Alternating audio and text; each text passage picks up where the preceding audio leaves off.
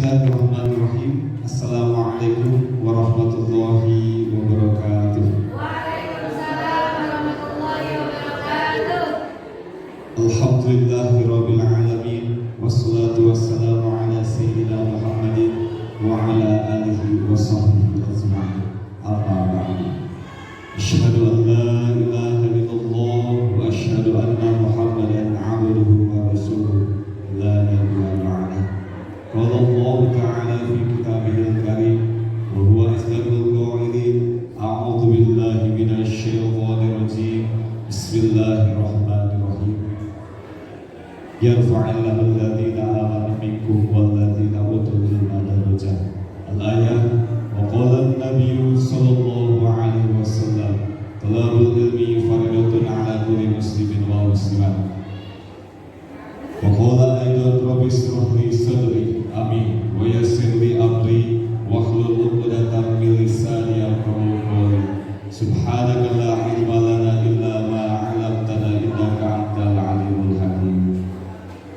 Yang saya hormati Bapak Kepala Sekolah Bapak Cecep Muntako SPD, yang saya hormati Bapak Kasek Kurikulum Bapak Eri Alfian SH, yang saya hormati Bapak Wakasek Kesiswaan Bapak Jali Rojali SPD, yang saya hormati seluruh Dewan Guru yang luar biasa dan alhamdulillah telah nampak hadir di tempat yang mulia ini. Mudah-mudahan hadirnya kita di tempat yang mulia ini diberikan keberkahan oleh Allah Subhanahu wa taala. Amin ya rabbal alamin. Puji syukur marilah kita panjatkan kehadiran Allah Subhanahu wa taala yang mana telah banyak sekali memberikan nikmat kepada kita sehingga kita bisa berkumpul dalam acara aksi nyata diseminasi budaya positif yang bertempat di SMA Al-Hikmah Tejolaya Kabupaten Bogor, Provinsi Jawa Barat, dalam keadaan baik dan sehat. Mudah-mudahan sekali lagi hadirnya kita di sini menjadi sebuah keberkahan dan mendatangkan manfaat yang begitu banyak kepada kita. Amin ya rabbal alamin. Salawat dan salam senantiasa selalu tercurahkan kepada baginda alam, yaitu Habibana al-Karim Sayyidina Muhammad sallallahu alaihi wasallam. Dewan Guru dan hadirin yang saya hormati, Bapak Kepala Sekolah yang saya hormati, pada hari ini insya Allah ada sedikit pemaparan mengenai presentasi yang akan saya sampaikan. Saya alhamdulillah kurang lebih selama 6 bulan ini akan menjalani pendidikan calon guru penggerak. Adapun untuk acara pada hari ini, insya Allah yang pertama yaitu tadi pembukaan, yang kedua yaitu akan ada sedikit sambutan dari Bapak Kepala Sekolah, dan kemudian yang terakhir adalah pemaparan dan presentasi sekaligus penutupan. Baik Bapak Ibu yang saya hormati, untuk membuka acara pada hari ini, marilah kita buka acara hari ini dengan pembacaan basmalah. Bismillahirrahmanirrahim. Mudah-mudahan seluruh rangkaian acara yang telah disusun pada hari ini berjalan baik dan lancar. Selanjutnya saya persilakan kepada Bapak Kepala Sekolah SMA Al-Hikmah Bapak Cecep Muntako SPD untuk memberikan sambutan dan arahannya kepada seluruh Dewan Guru.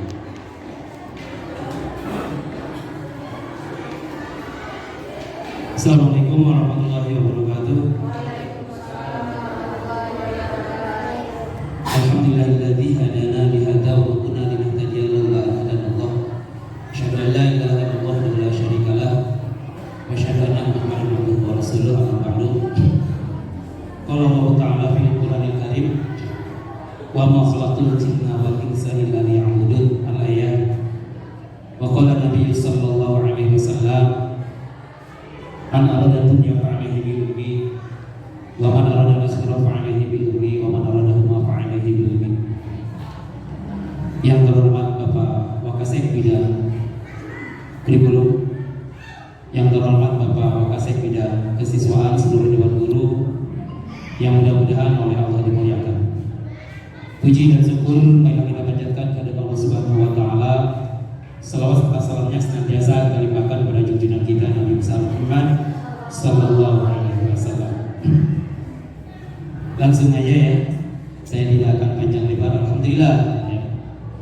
alhamdulillah SMA Al-Hikmah ya pada hari ini, pada bulan ini ya ada yang menjadi guru penggerak yang nantinya akan menjadi mentor, yang nantinya akan menjadi penggerak bagi kemajuan daripada SMA Al-Hikmah. Ya, saya bersyukur alhamdulillah dengan perkembangan zaman yang semakin hari semakin berkembang, dengan diliputi oleh teknologi juga yang semakin berkembang. Ya, bahkan alhamdulillahnya saya ucapkan banyak terima kasih juga kepada semuanya yang mendukung daripada kegiatan ini, terutama kepada seluruh dewan guru, ya, terutama kepada Pak Wahyu. Teruskan Pak Wahyu, ya. Dan saya minta juga kepada dewan guru yang lainnya, yuk ada penerus dan kader-kader yang lain yang ikut dengan Pak Wahyu. Karena pada dasarnya guru penggerak ini nantinya menjadi tolak ukur daripada kemajuan bangsa, daripada kemajuan negara, ya. Yang pada dasarnya kalau dituangkan ya dalam sebuah undang-undang nomor 20 tahun 2023 tentang sistem pendidikan nasional, bahwa pendidikan itu harus dilandasi dengan Pancasila dan Undang-Undang Dasar 1945. Nuansa daripada guru penggerak tidak lepas dari itu. Bahkan kalau kita menyimak daripada seorang ahli pendidikan yang namanya Ali Saifullah, dia berpendapat bahwa pendidikan itu adalah merupakan pembinaan tingkah laku, ya, merupakan pembinaan tingkah laku di mana anak itu harus memiliki budi pekerti, anak itu harus berprestasi, ya, anak itu harus lebih baik dari sebelumnya.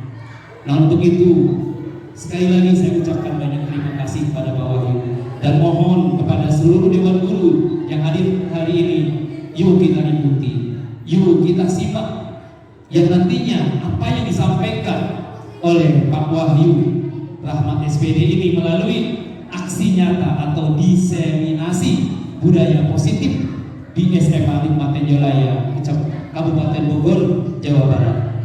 Untuk itu saya harapkan sekali lagi kepada seluruh dewan guru, yuk kita bersama-sama camkan apa yang disampaikan oleh Pak Wahyu sebagai calon daripada guru penggerak yang nantinya akan menjadi mentor, menjadi contoh, ya, bagi kemajuan guru-guru yang berada di SMA Al-Hikmah. Karena pada dasarnya kalau kita berpatokan kepada undang-undang ya tentang guru dan dosen nomor 14 tahun 2005, bahwa guru adalah pendidik profesional yang bertugas mendidik, mengajar, memfasilitasi, menilai dari mulai tingkat PAUD sampai tingkat perguruan tinggi, memiliki 4 kompetensi: pedagogik, sosial, kepribadian, dan profesionalisme. Angka yang terakhir, profesionalisme. Guru itu harus profesionalisme. Kenapa? Karena guru yang nantinya akan mendidik daripada karakter, budi pekerti anak-anak yang ada di sekolah. Terjadinya pendidikan karakter harus ada guru dan siswa. Jadi guru dan siswa harus kolaborasi, harus kerjasama antara keduanya. Itu saja mungkin yang bisa saya sampaikan. Yuk maju Pak Wahyu, saya akan dukung dan tolong kepada semuanya, yuk kita ikut, ya, yang masih muda ikut sebagai guru penggerak, karena pada dasarnya ini nantinya akan menjadi ya mentor sekali lagi, yang nantinya akan menjadi motivasi buat Bapak dan Ibu semuanya. Terima kasih. Wallahul muwaffiq ila aqwamit thoriq. Wassalamualaikum warahmatullahi wabarakatuh.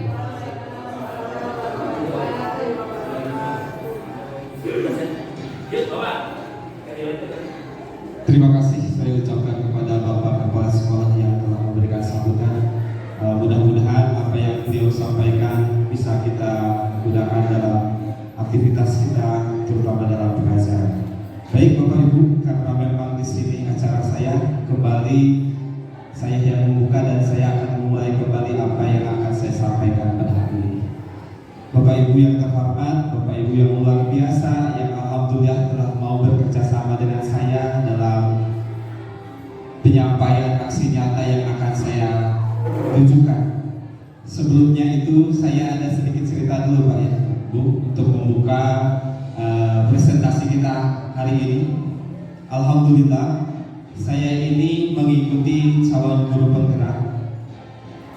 Kalau dalam bahasa lain mungkin di disclaimer dulu Pak ya, saya ini tidak mengajarkan Bapak dan Ibu guru yang ada di SMA Al-Hikmah ini, tidak. Yang kedua, saya juga bukan pakarnya dalam budaya disiplin positif atau budaya positif ini, karena memang saya di sini kebetulan sedang menjalankan pendidikan guru penggerak, dan yang saya tahu dan yang saya percaya bahwa setiap ilmu itu adalah amanah, dan amanah itu wajib disampaikan kepada siapapun, termasuk saya. Berarti sebagai perwakilan dari sekolah SMA Al-Hikmah, fungsinya adalah menyampaikan apa yang saya pelajari dari pendidikan guru penggerak ini.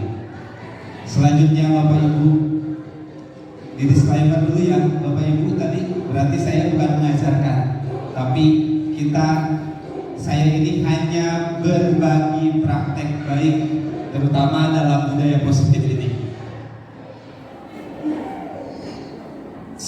Ada sedikit cerita Bapak Ibu.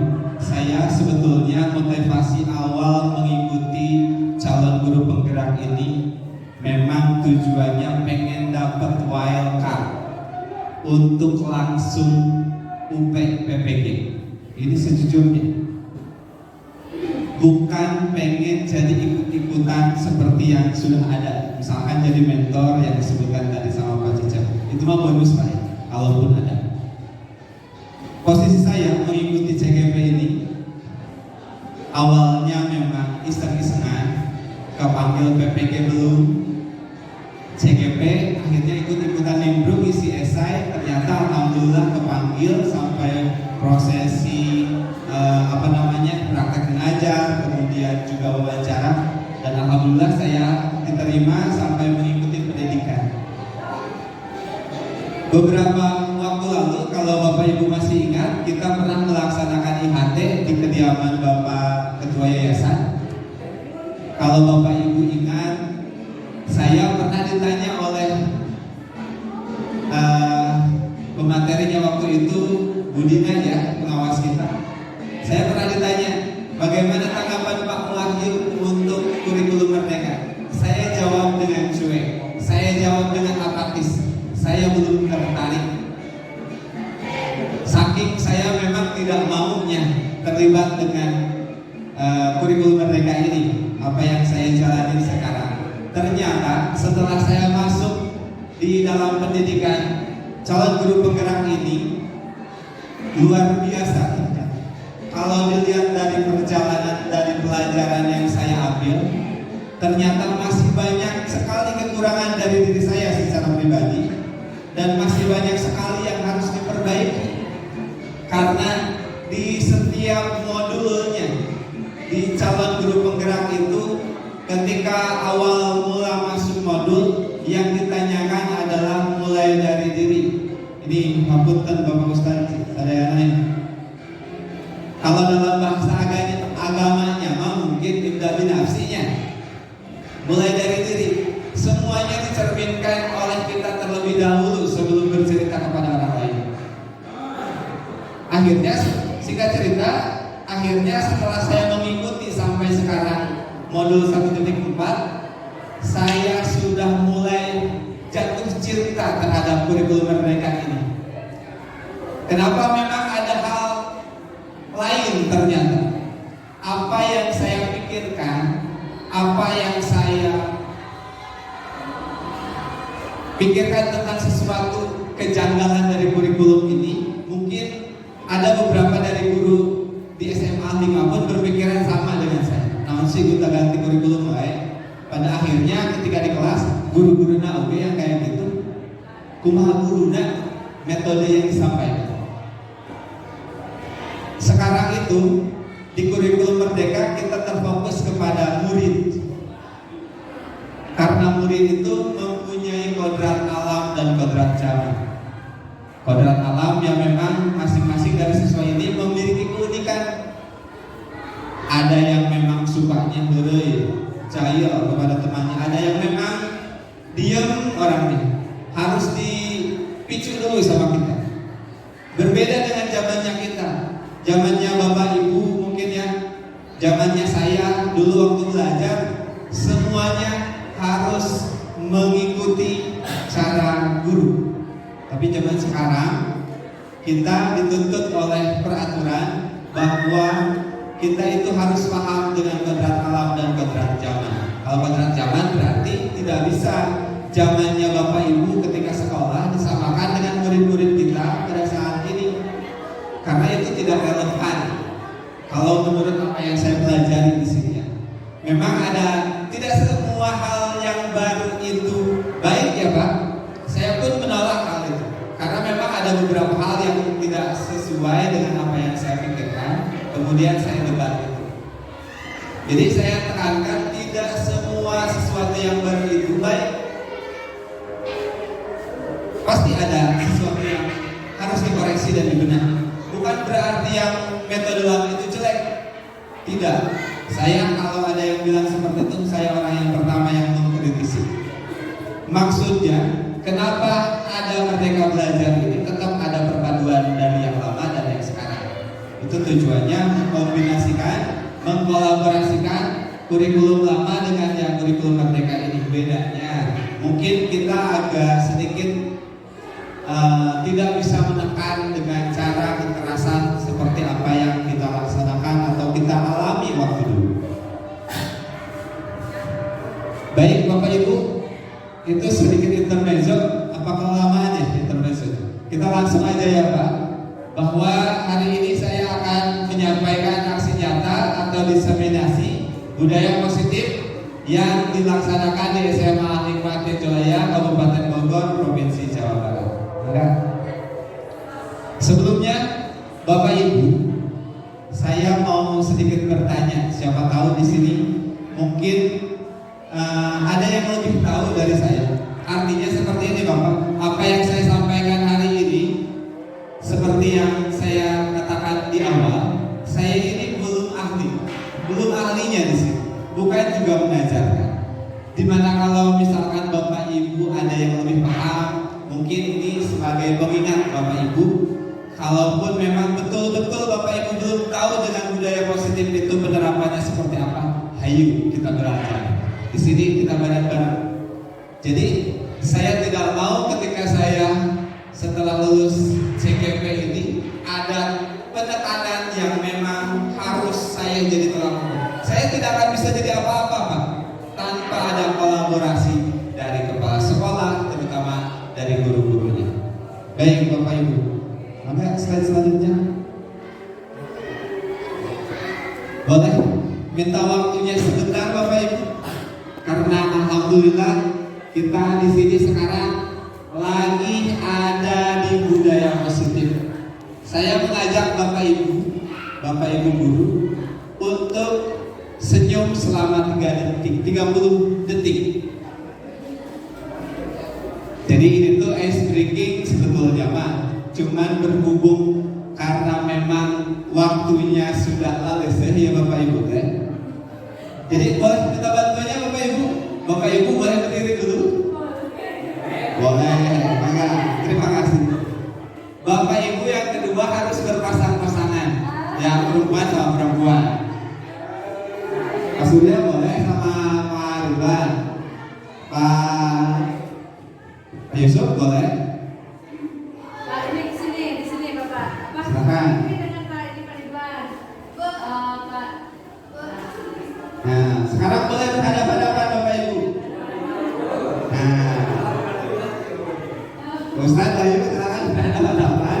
Kemudian silahkan untuk senyum masing-masing dari saya yakin yang tadinya senyumnya terpaksa bisa jadi ikhlas. Silakan dipandang dulu dong. Gak apa-apa ini. Dipandang. Tak sanggup. Oke, tepuk tangan dulu untuk Bapak Ibu semuanya. Dan terima kasih, dipersilakan duduk lagi. Terima kasih Bapak Ibu. Mudah-mudahan sedikit menghibur Bapak Ibu yang tadinya agak jenuh. Boleh di next aja Bapak. Oke, baik. Bapak Ibu yang saya hormati, sebagai seorang guru yang baik, kita harus memiliki kemampuan dalam mewujudkan budaya positif di sekolah. Budaya positif tersebut dapat dijalankan dengan menerapkan konsep-konsep inti seperti, misalkan yang pertama adalah disiplin positif, yang kedua motivasi perilaku manusia, yang ketiga keyakinan sekolah atau keyakinan kelas, yang keempat kebutuhan dasar manusia, yang kelima posisi kontrol restitusi, dan yang terakhir adalah segitiga restitusi. Jadi inilah hal yang akan kita perdalam. Budaya positif yang akan kita pakai, yang akan kita lakukan di sekolah, kurang lebih ada 6 poin. Maka next. Baik, selanjutnya kita akan berbicara tentang disiplin positif yang akan kita jalankan di sekolah. Mungkin ada yang lebih paham kata saya juga tadi mengenai apa itu disiplin. Bapak Ibu, silakan Bu Surya, apa disiplin? Disiplin, misalnya disiplin waktu ketika siswa masuk yang tepat pada waktunya dengan para dewan ini.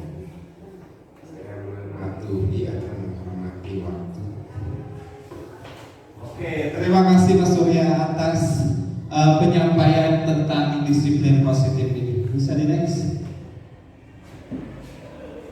Baik Bapak Ibu, disiplin positif di sini yaitu merupakan cara penerapan disiplin yang mengajarkan anak bertanggung jawab dan menumbuhkan kesadaran diri berdasarkan nilai-nilai kebajikan. Tidak semua hal positif itu baik loh. Betul nggak Bapak Ibu? Yang menyejukkan itu kenapa positif, tidak semua positif itu baik. Ketika kita check up ke medis, kalau hasilnya positif semua, kita jadi takut. Ya, kecuali mungkin positifnya ketika kita expect, ya wajar. Tapi kalau kita lagi cek lab, terus apalagi semua punya cek-cekan, itu kalau hasilnya semuanya positif, sieun orang. Oke, bisa dilanjut Mas Surya? Disiplin positif lebih ke arah disiplin diri yang dapat mengontrol diri dalam melakukan segala tindakan. Nah, di sini ya. Jadi disiplin itu adalah salah satu corong bagaimana kita bisa mengontrol diri kita. Jadi pembiasaan yang kita lakukan di sekolah kepada siswa itu harapan tertingginya adalah menjadikan sebuah kesadaran kepada semua siswa yang kita ajar di sekolah. Jadi ketika sudah mulai tumbuh kesadaran dari kebiasaan yang kita tanamkan di sekolah, dimanapun mereka berada, mereka akan mulai mengerti dengan apa yang dibiasakan ketika mereka di sekolah oleh kita sebagai gurunya. Selanjutnya disiplin positif, yaitu disiplin diri dapat membuat murid memahami dan menyadari berdasarkan motivasi internal, bukan akibat paksaan, ujian ataupun hukuman.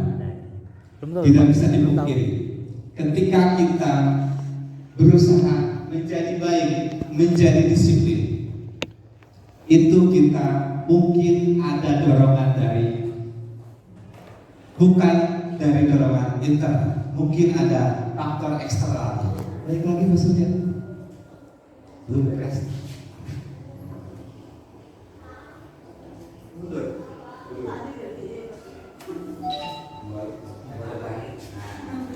Baik Bapak Ibu, jadi motivasi bukan akibat dari paksaan.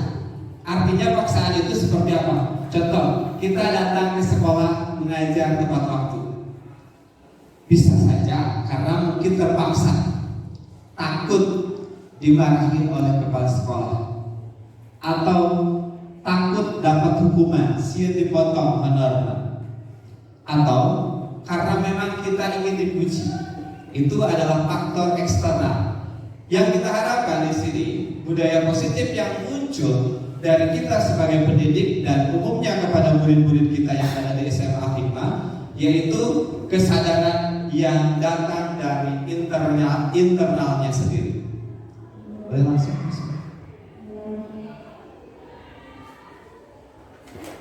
Dari disiplin tersebut, disiplin positif yang kita coba tanamkan, yang kita coba hadirkan kepada anak didik kita, tujuannya yaitu membentuk keenam karakter profil pelajar Pancasila yang memang betul-betul digaungkan di Merdeka Belajar ataupun di kurikulum Merdeka ini. Yang pertama adalah kreatif.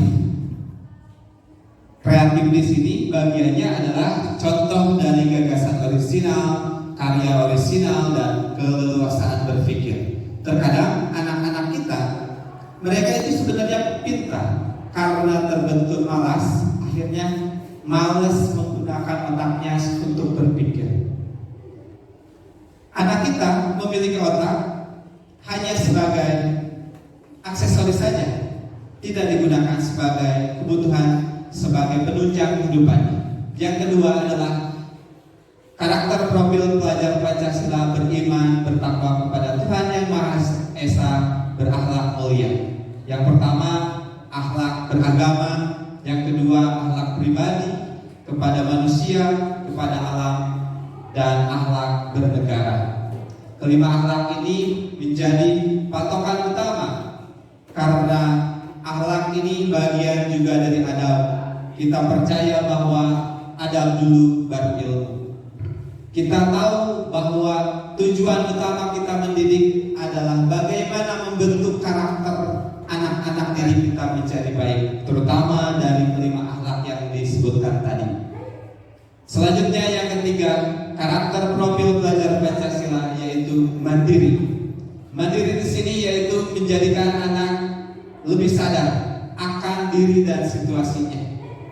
Harus sadar situasi, harus sadar akan kemampuan yang dimiliki. Anak tidak menjadi sombong, tidak pengen agul, tapi ternyata kemampuan diri ternyata tidak sesuai.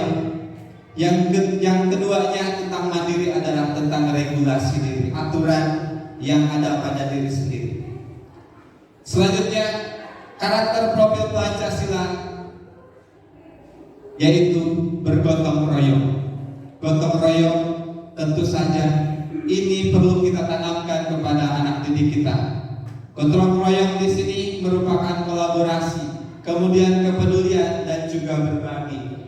Ketiga hal ini menjadi cakupan di 6 karakter profil pelajar Pancasila yang akan membentuk anak mudah bersosial ketika di kelas maupun nanti kelak di kemasyarakatan.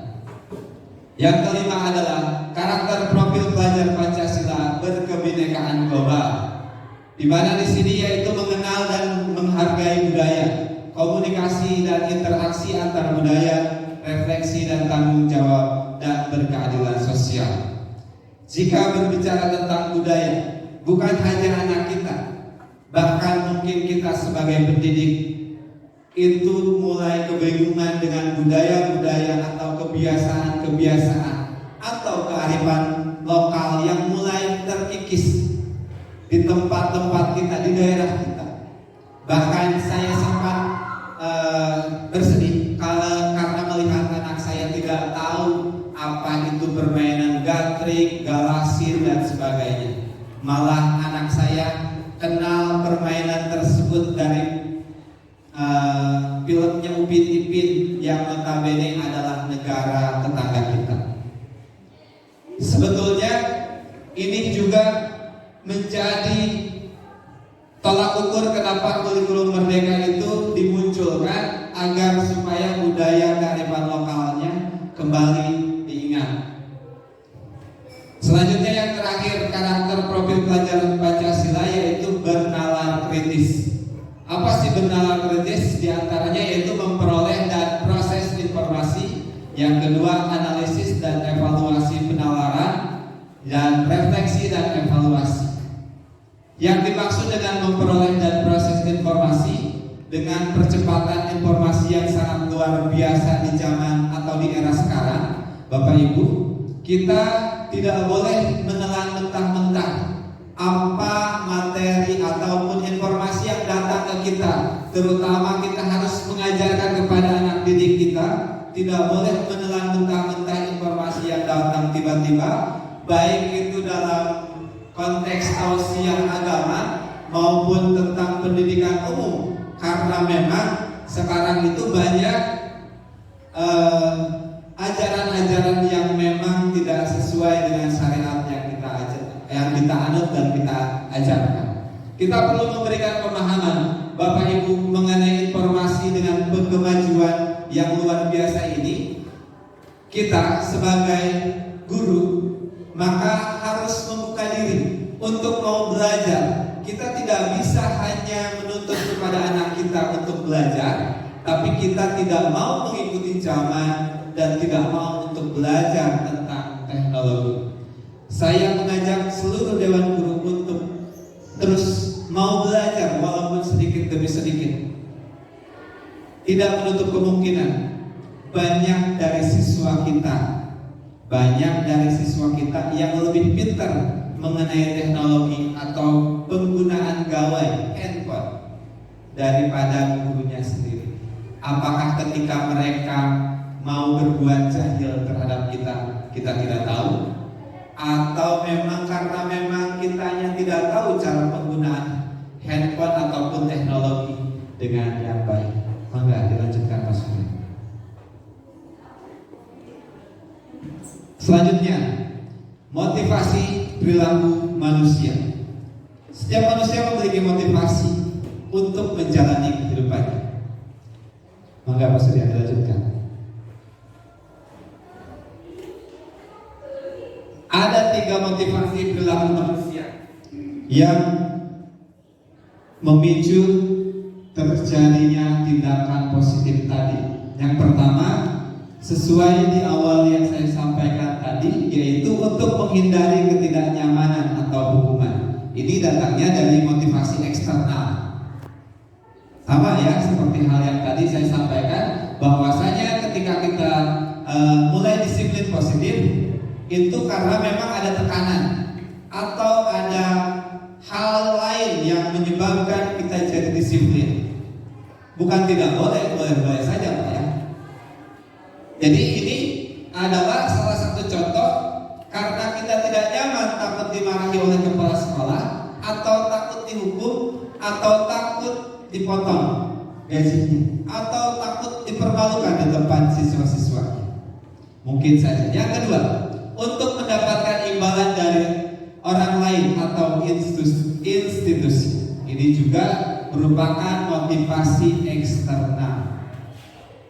Jadi kalau misalkan di sekolah SMA Hikmah ini ada penghargaan guru disiplin, mungkin salah satu faktor eksternalnya adalah itu yang menjadikan kita disiplin. Sah-sah saja kan Bapak Ibu ya? Kalau misalkan kita disiplin gara-gara seperti itu, boleh kan ya Pak? Boleh dong, selagi itu tidak merugikan orang lain. Baik, yang ketiga adalah untuk menjadi orang yang mereka inginkan dan menghargai diri sendiri dengan nilai-nilai yang mereka percayai. Nah, yang ketiga adalah ini. Menurut saya motivasi perilaku manusia ini dari ketiga yang tadi yang saya sebutkan, yang terbaik adalah yang terakhir ini. Lillahi ta'ala imamnya. Insya Allah kalau munculnya memang mudah dari diri sendiri, karena memang sadar aja masuknya jam berapa, pulangnya jam berapa, mereka akan merasakan apa yang mereka tuju, yaitu dengan cara menghargai dirinya sendiri dengan nilai-nilai kebajikan yang ada. Silakan Mas Surya lanjutkan. Selanjutnya yaitu mengenai keyakinan sekolah atau keyakinan kelas. Keyakinan sekolah atau kelas ini perlu disepakati Bapak Ibu. Jadi kita tidak boleh menghukum murid kita tanpa kesepakatan atau keyakinan kelas. Baik itu keyakinan kelas atau keyakinan sekolah. Misalkan, apa sih bedanya keyakinan kelas dan peraturan kelas? Keyakinan kelas itu lebih condong dengan kata-kata yang positif, sedangkan peraturan itu biasanya diksinya atau tulisannya lebih ke hal yang negatif. Contoh kalau untuk peraturan, jangan datang terlambat. Kalau di keyakinan mungkin datang tepat waktu. Kalau di peraturan jangan terlambat. Contoh kecil ya Bapak Ibu. Jadi ada keyakinan sekolah atau keyakinan kelas yang kita perlu laksanakan atau kita sepakati ketika kita akan melakukan hukuman terhadap anak-anak kita. Bukan tidak boleh menghukum, tapi harus ada dulu keyakinan atau kesepakatan kelasnya dulu, keyakinan kelas modelnya. Jadi kalau misalkan kita mau memotong rambutnya, maka dirapikan rambutnya, kita bikin kesepakatan dulu. Kalau anak masih melanggar, maka boleh kita melakukan hal itu. Karena sudah sepakat nih. Jadi semua kelas itu akan mereka tahu, sepakat nih, bahwasanya tidak boleh ada yang rambutnya gondrong atau rambutnya dirapikan. Sepakat? Sepakat. Setelah disepakati, maka kita akan buat keyakinan kelas. Ketika ada salah satu anak yang melanggar, maka pasti mereka akan menyadari dan teman-temannya yang lain pun tidak akan mendukung siswa yang akan kita cukur tadi rambut. Enggak, saya seperti itu. Ya, ini ketika kita membuat keyakinan sekolah atau kelas, guru berperan dalam mewujudkan terbentuknya keyakinan sekolah atau kelas dengan adanya kesepakatan antara guru dan murid. Ini disepakati dulu. Jadi tidak boleh sekarang itu kita tidak boleh sekonyong-konyong datang ke kelas kemauran. Zaman dulu iya. Kalau misalkan saya datang ke kelas zaman saya dulu, mungkin masih berlaku. Datang ke kelas ketika ada sampah satu di bawah, kebetulan sampah itu ada di dekat meja saya, maka diambil, dilewekkan kena mulutnya. Zaman dulu. Tapi sekarang itu tidak boleh. Yang pertama memang kita melihat karakter dari anaknya itu sendiri. Yang kedua memang aturan. Kita tidak bisa lepas dari aturan itu sendiri. Yang kedua, ketika kita membuat keyakinan sekolah atau kelas, apa sih keyakinan sekolah atau kelas itu? Berupa pernyataan-pernyataan universal yang mudah diingat dan dipahami dan harus diterapkan di lingkungan sekolah. Jadi artinya yang mudah-mudah saja. Misalkan datang tepat waktu, kebersihan tanggung jawab bersama, piket ya berarti. Atau banyak hal lainnya. Saya selanjutnya Pak Edwin. Nah, ini adalah salah satu contoh keyakinan kelas yang saya buat. Walaupun berjalan atau tidaknya, saya tidak tahu. Karena memang kalau ikhtiar mah kan wajibnya Ustaz. Tapi hasil lama bonus. Nih, keyakinan kelas yang saya buat, coba buat di kelas 12 MIPA 2, kebetulan saya wali kelasnya. Yang pertama, kebersihan kelas tanggung jawab bersama.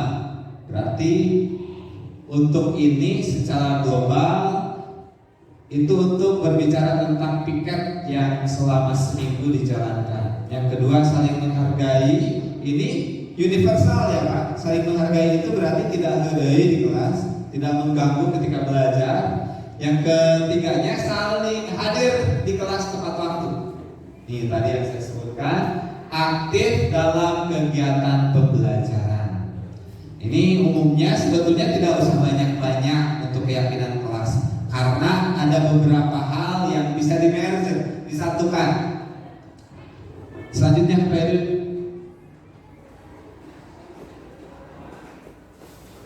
Selanjutnya untuk disiplin positif, kita masuk ke kebutuhan dasar manusia. Ini kebutuhan dasar manusia itu apa? Jadi manusia itu mempunyai kebutuhan dasar yang memang terkadang kita lupa sebetulnya, walaupun sudah dijalankan kalau dalam kehidupan sehari-hari. Silahkan Pak Edwin. Pernyataannya, ketika seorang murid melakukan sesuatu perbuatan yang bertentangan dengan nilai-nilai kebajikan atau melanggar peraturan, hal itu sebenarnya dikarenakan mereka gagal memenuhi kebutuhan dasar mereka. Jadi ketika melihat anak bandel itu, sebetulnya ada sesuatu. Kita tidak bisa langsung menjudge siswa. Kita tidak bisa mengkomplain siswa karena siswa itu nakal tiba-tiba. Jadi kita harus tanya dulu, apa penyebab dia datang terlambat? Apa penyebab dia mengganggu temannya? Apa yang menyebabkan dia melawan sama gurunya? Silahkan.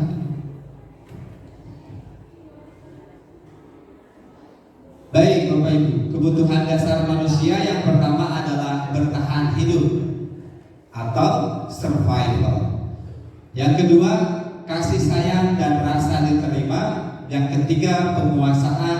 Yang keempat, kebebasan. Dan yang terakhir adalah kesenangan. Punten, fotonya saya menggunakan yang ini. Gak apa-apa ya. Nanti saya ganti yang bagus. Oke, lanjut. Saya ngambil tadi kasus dulu. Ibu Zulaikha dulu wali kelas 9H sedang bingung menghadapi ulah salah satu murid di kelasnya, Tommy namanya. Beberapa anak telah mengeluh Tommy yang seringkali meminta bekal makan siang mereka dengan paksa. Jika Anda menghadapi situasi seperti Ibu Zulaikha, apa yang akan Anda lakukan? Menurut Anda, kira-kira apa alasan Doni melakukan hal itu?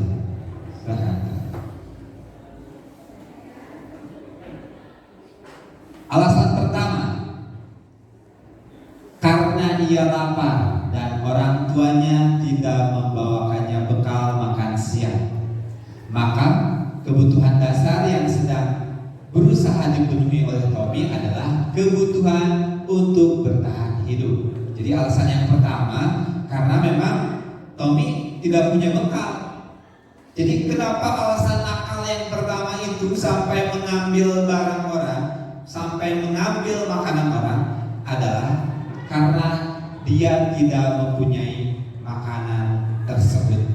Mungkin kan anak-anak berbeda ya kalau pikirnya dengan kita. Kalau mungkin kita yang dewasa bisa saja kita minta teman-teman kita untuk berbagi ke kita. Tapi kadang anak itu malu dan akhirnya mereka memberanikan diri untuk bertahan hidup, untuk menghilangkan rasa laparnya, yaitu dengan cara mencuri atau mengambil makanan dari teman-temannya. Maka Pak Edwin selanjutnya. Alasan Tommy yang kedua yaitu karena dia memang merasa senang temannya jadi memperhatikan dia. Ketika teman-temannya melaporkan tindakannya itu pada gurunya dan gurunya memberitahu orang tuanya, sehingga orang tuanya jadi memperhatikan dia, maka kebutuhan dasar yang sedang dipenuhi oleh Tommy adalah kebutuhan akan kasih sayang dan rasa diterima. Tidak sedikit anak yang memang kurang perhatian dari orang tuanya, sehingga atau mungkin kadang-kadang kurang perhatian dari kita sebagai guru, sehingga mereka membuat tindakan-tindakan untuk mencari sensasi supaya diperhatikan oleh gurunya atau diperhatikan oleh seseorang teman sekelasnya. Jadi kebutuhan akan kasih sayang dan rasa diterima itu muncul menjadi alasan kedua Tommy.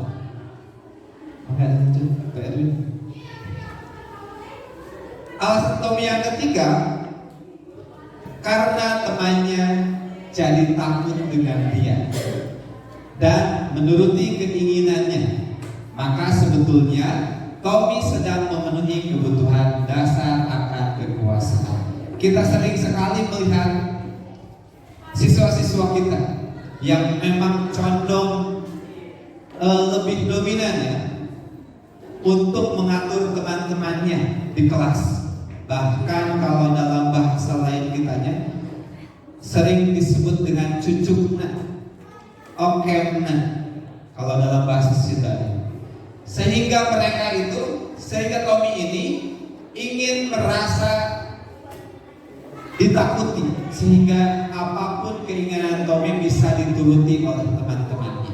Alasan Tommy kenapa jadi bandel itu salah satunya yaitu pengen disebut sebagai penguasa. Next slide.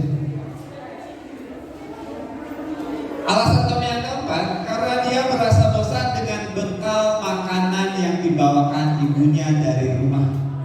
Karena ibunya selalu membawakan bekal yang sama. Oleh karena itu dia ingin mencoba makanan teman-temannya yang beraneka ragam. Maka Tommy sedang berusaha memenuhi kebutuhannya akan kebebasan. Jadi terkadang kan kita suka enggak ketika kita sebagai orang tua di rumah ngasih makanan itu aja kan. Kita nggak tanya, anaknya nggak protes lagi ketika kita kasih makan telur ceplok terus karena kesibukan kita. Anaknya nggak komplain, tapi ternyata anak yang dianggap baik itu di sekolah jadi nakal, malah ngambil makanan punya orang.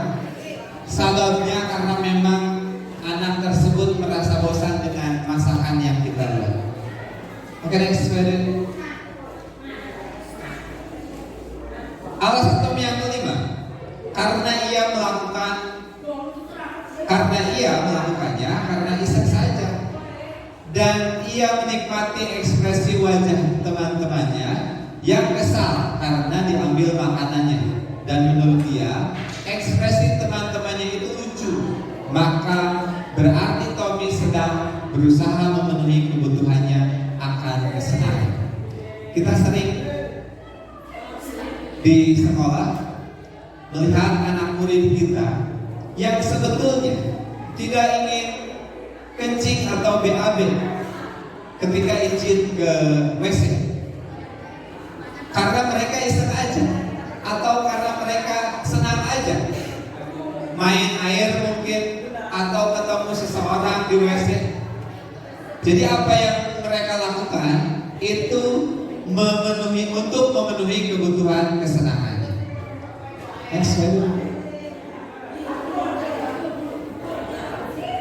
Selanjutnya yaitu posisi kontrol restitusi. Ini adalah solusi dari apa yang siswa-siswi kita lakukan. Kemudian kita mencoba mencari solusi menggunakan posisi kontrol restitusi. Next. Ada 5 posisi kontrol guru, yaitu guru sebagai penghukum. Yang kedua, guru sebagai pembuat merasa bersalah. Yang ketiga, guru sebagai teman. Yang keempat, guru sebagai pemantau. Dan yang kelima, guru sebagai manajer. Next, 5 posisi kontrol guru di sini, yaitu yang pertama, guru sebagai penghukum. Saya ambil satu contoh. Contohnya ketika guru berbuat, misalkan menghardik dengan kata-kata kasar, atau menunjuk-nunjuk, bahkan menyakiti, atau bahkan dengan cara menyindir.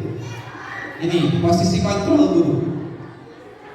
Yang keduanya, ketika membuat rasa bersalah terhadap siswa. Ketika guru berbuat, berceramah dan mengatakan, harusnya kamu tidak seperti itu. Atau misalkan, ibu kecewa sama kamu karena kamu tadi melakukan hal yang tidak seharusnya kamu lakukan.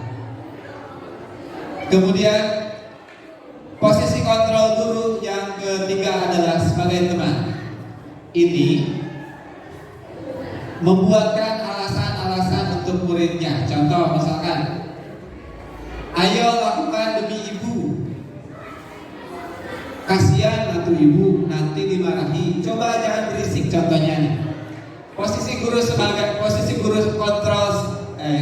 kontrol guru sebagai teman itu salah satunya contohnya mengucapkan seperti ini.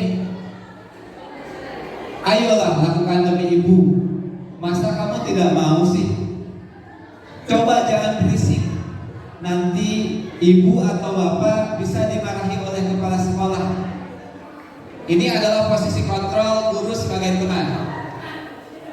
Selanjutnya yang keempat, posisi kontrol guru sebagai pemantau. Contoh, pemantau itu contohnya seperti ini. Ketika ada siswa yang kesiangan, maka guru sebagai pengontrol adalah mengingatkan. Apa peraturan yang kamu langgar? Apa yang kesalahan yang sudah kamu perbuat? Jadi apa yang bisa disesuaikan dengan kesalahan yang kamu lakukan tadi? Dan yang terakhir adalah tingkat identitas keberhasilan atau kesuksesan, yaitu guru sebagai manajer. Jadi kalau manajer itu kita memberikan keyakinan terhadap murid. Jadi setiap manusia itu pasti pernah melakukan kesalahan. Jadi apa yang perlu kamu perbaiki? Misalkan kita ketemu siswa yang tadinya kesiangan. Misalkan Syahrir, saya dapat informasi dari ketua kelas bahwa kamu sering kesiangan. Apakah itu betul? Ditanyakan ya ke siswanya.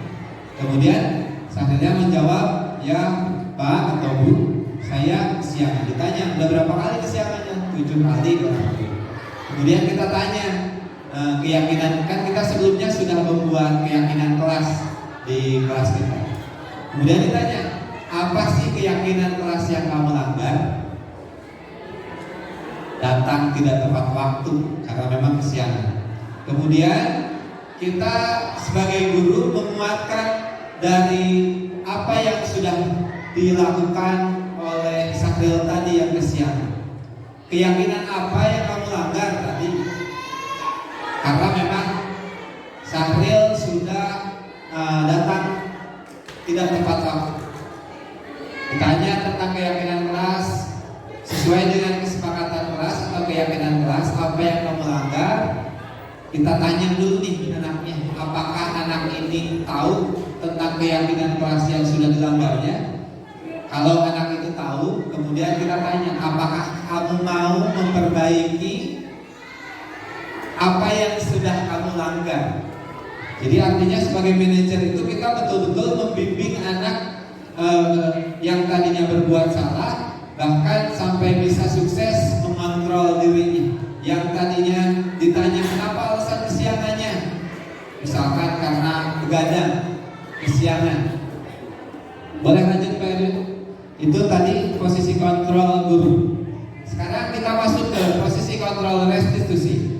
Dari kelima posisi kontrol tersebut, sebaiknya seorang guru menggunakan posisi kontrol sebagai manajer.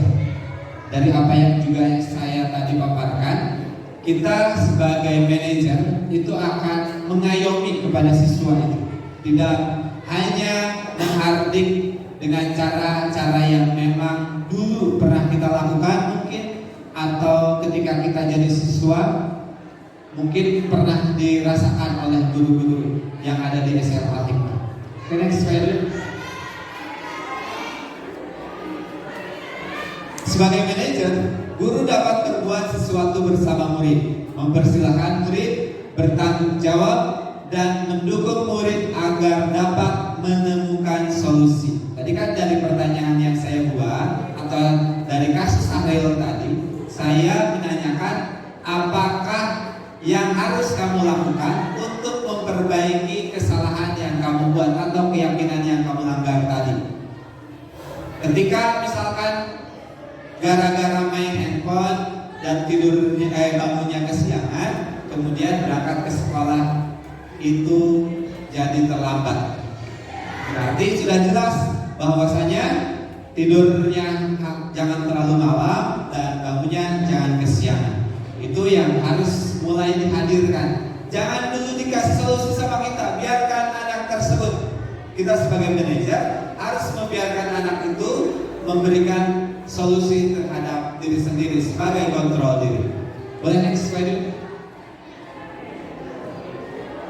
Selain itu, posisi manajer mengacu pada restitusi yang dapat menjadikan murid sebagai manajer bagi dirinya sendiri, sehingga dapat tercipta identitas positif pada diri murid. Betul apa yang saya sampaikan? Ketika anak sudah bisa mencari solusi terhadap kesalahan yang pernah dibuat oleh dirinya sendiri, maka mereka akan bisa mengontrol dan tercipta identitas positif pada diri murid itu sendiri. Next. Selanjutnya kita masuk ke tahap segitiga restitusi. Apa sih segitiga restitusi ini? Segitiga restitusi ini ada 3 tahapan. Yang pertama adalah validitas tindakan yang salah. Yang kedua, menstabilkan identitas. Dan yang ketiga, menanyakan keyakinan. Bentuknya kurang lebih seperti ini. Silakan Pak lanjutkan. Yang pertama, menstabilkan identitas.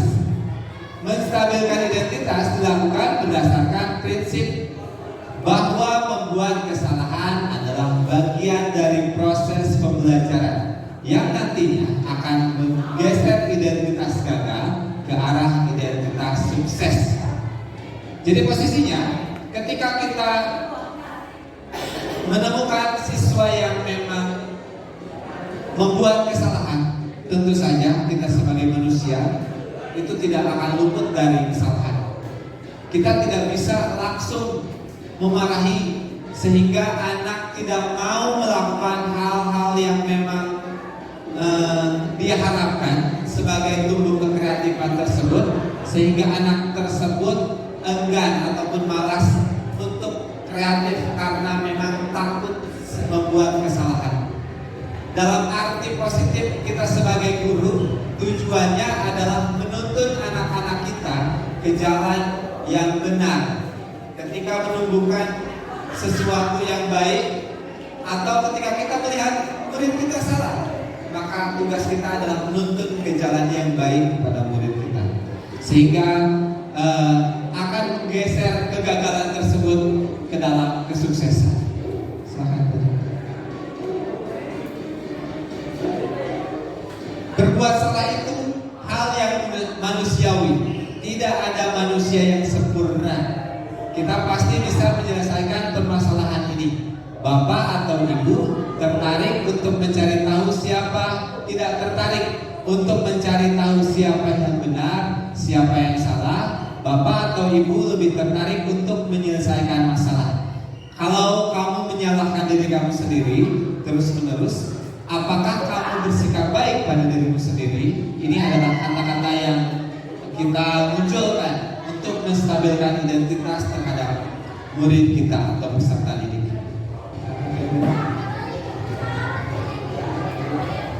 Yang selanjutnya adalah validitas tindakan yang salah. Ini tahapan kedua dari segitiga restitusi. Validitas tindakan yang salah dilakukan berdasarkan prinsip bahwa setiap perilaku berupaya memenuhi sesuatu kebutuhan tertentu, sehingga guru atau orang tua akan bergeser dari pemikiran stimulus respon menjadi proaktif, serta akan lebih mengenali dan mengakui kebutuhan murid atau anaknya. Ini tadi pertanyaannya yang muncul, kenapa berbuat seperti itu? Selanjutnya Pak Edwin.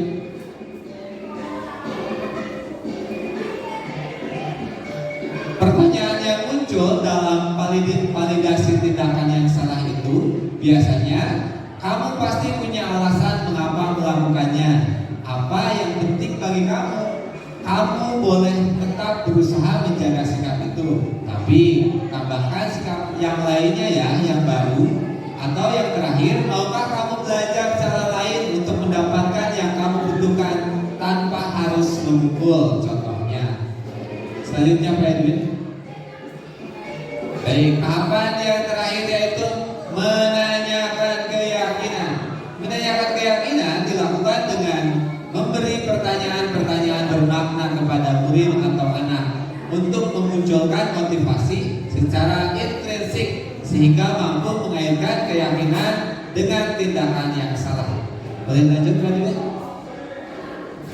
Pertanyaan yang muncul biasanya, apa nilai yang kita percaya di sekolah?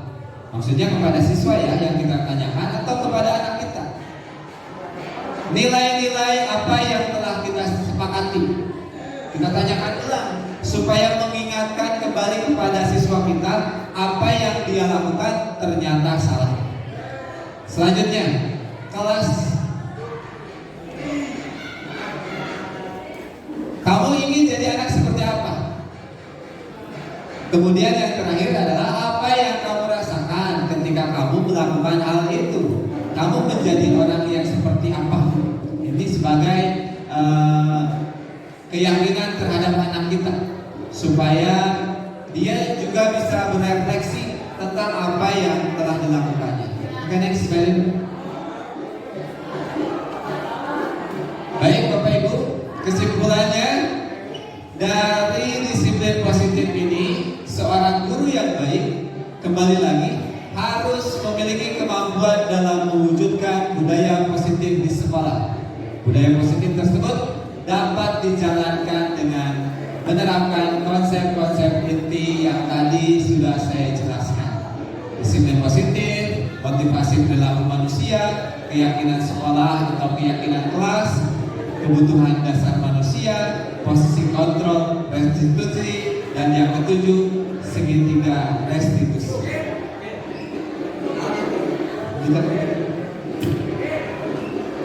Nah, alhamdulillah ya Bapak Ibu, alhamdulillah apa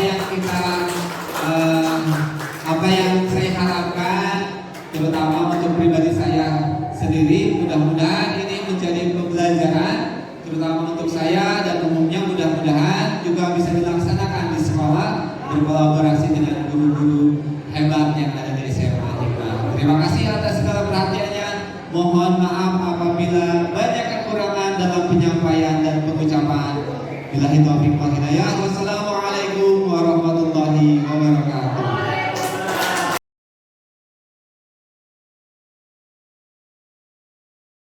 Warahmatullahi wabarakatuh. Waalaikumsalam warahmatullahi wabarakatuh. Gimana kabarnya hari ini? Baik. Hari ini kita akan membuat keyakinan kelas.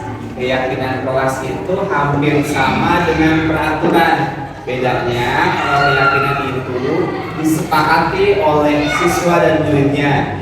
Jadi ketika ada siswa yang melanggar dan bisa dikenakan sanksi ataupun hukumannya atas dasar kesepakatan. Contohnya misalkan datang tepat waktu. Ketika ada siswa di antara kalian yang datangnya terlambat, maka kita akan sepakati sanksinya itu apa. Dan kalau misalkan ada siswa yang di kelasnya bikin gaduh, maka nanti kita akan kasih sanksi seperti apa. Kita sepakati dulu semuanya. Mungkin kalau keyakinan kelas dalam pikiran kalian masih baru. Kalau peraturan mungkin sering ya, ada peraturan, ada tata tertib di sekolah. Sekarang kita bikin sebuah keyakinan kelas yang kita sepakati, yang nanti dimana kalau kalian membuat sesuatu hal yang dilanggar, kita gampang nih, guru juga gampang, saya juga gampang ketika mau memberikan sanksi kepada kalian. Selanjutnya silahkan nanti coba tuangkan keyakinan apa yang harus kita buat, yang harus kita sepakati bersama dalam kelas ini. Nanti saya akan berikan beberapa kertas atau yang disebut dengan stick note.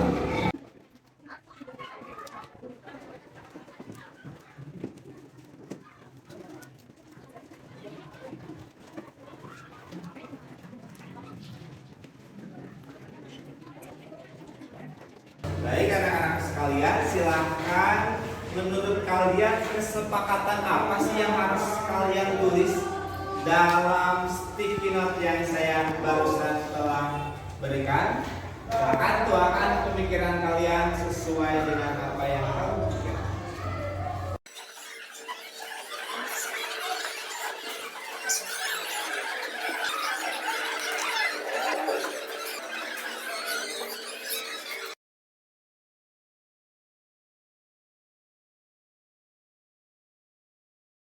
Kemudian karena di sini ini adalah hasil dari keyakinan kalian, keyakinan kelas yang kalian buat.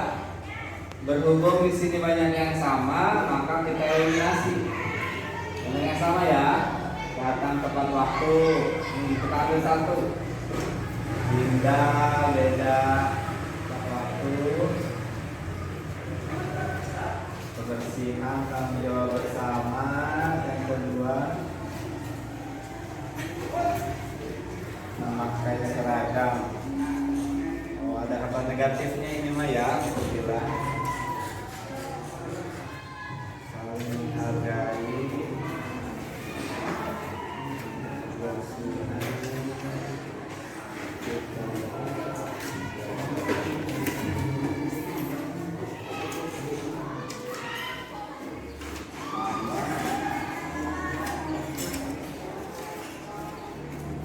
Oke, baik. Ini adalah hasil dari keyakinan kelas yang sudah kita rangkum. Jadi ada 4 keyakinan. Yang pertama itu datang tepat waktu, kebersihan, tanggung jawab bersama, saling menghargai, dan yang keempatnya adalah aktif dalam kegiatan pembelajaran. Jadi ketika di antara kalian ada yang melakukan atau melanggar keyakinan kelas ini, maka kalian akan masuk ke dalam tahapan restitusi ataupun ada sanksi yang harus kita juga sepakati. Bagaimana hasil kesepakatan untuk yang datang terlambat? Misalkan suruh menghibur di sini. Misalkan ada siswa dari kelas ini yang datang terlambat. Sesuai dengan kesepakatan, siswa yang datang terlambat kita suruh nyanyi di depan untuk menghibur, untuk membuka pembelajaran hari ini. Contohnya seperti itu. Terima kasih. Saya kira untuk hari ini untuk penerapan keyakinan kelas, moga-moga kita bisa melaksanakan dengan baik apa yang kita tuju tadi. Terima kasih. Wassalamualaikum.